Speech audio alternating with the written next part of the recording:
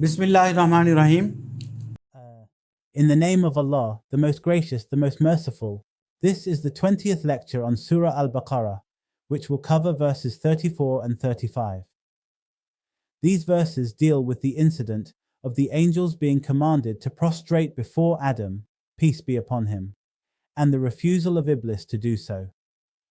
Previously, we have covered up to verse 33 with translation and interpretation. Let us now begin from verse 34. Bismillahirrahmanirrahim.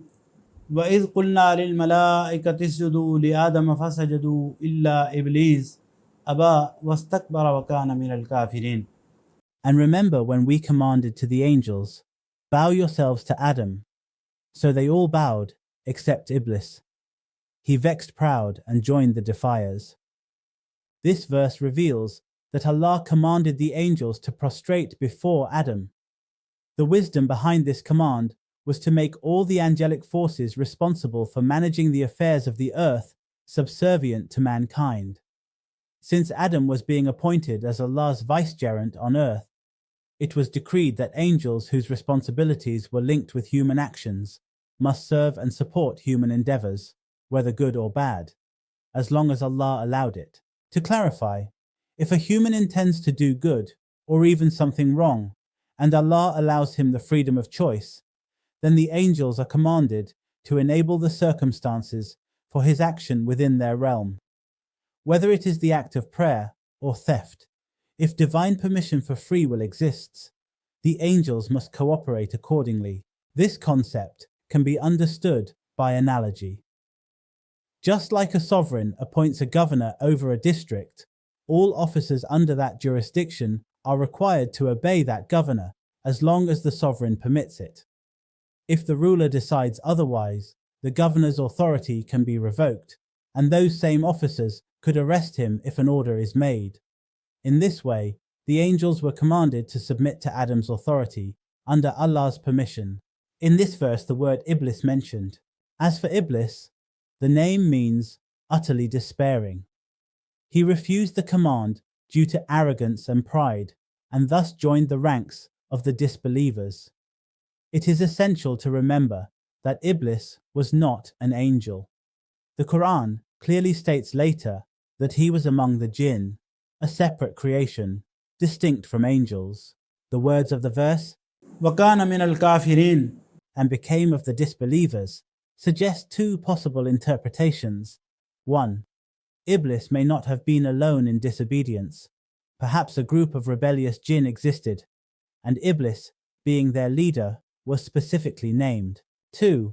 Or it means Iblis was already among a group known for rebellion, and this act simply confirmed his position among them. In the Quran, the word shayateen, devils, is generally used for such disobedient jinn. Wherever the context doesn't refer to human devils, it refers to this rebellious class of jinn. Now we will turn to verse number 35.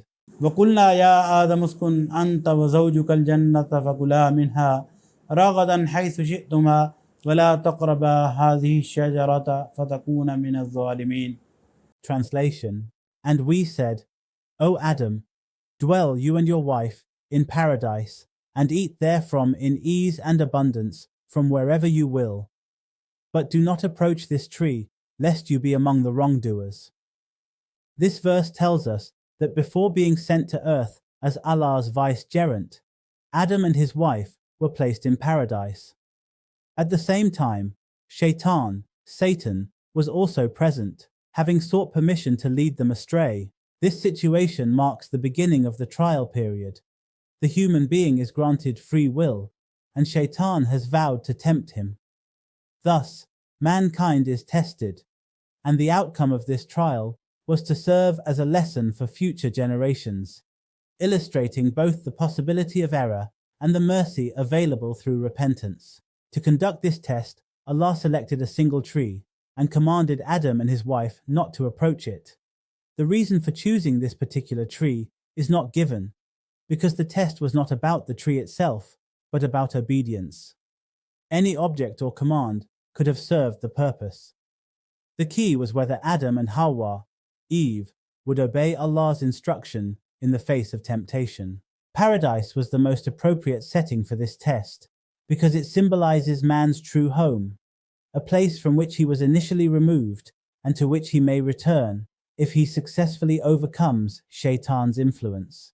The verse ends with words, فَتَكُونَ مِنَ الظَّالِمِينَ, lest you become among the wrongdoers. The word zalimin, wrongdoers, is very meaningful in the Quranic language. Zulm, injustice or wrongdoing, is defined as violating what is due, taking something out of its rightful place. Disobedience to Allah is called zulm because it involves three types of violations. 1. Violation of Allah's right, since Allah alone deserves absolute obedience. 2. Violation of the rights of the faculties and resources used in disobedience, including the body parts, mind, environment, and even angels facilitating actions. These were all meant to serve Allah's will, and using them otherwise is injustice. 3. Violation of one's own right, for a person owes it to themselves to protect their soul from destruction. By sinning, they bring upon themselves the consequences of divine punishment. For these reasons, the Quran frequently refers to sin as zulm, and the sinner as a zalim, wrongdoer. By the grace of Allah, we have completed lecture 20 today, covering verses 34 and 35 of Surah Al-Baqarah. In the next lecture, inshallah, we will begin from verse 36. May Allah grant us the understanding of the Quran and the ability to act upon it.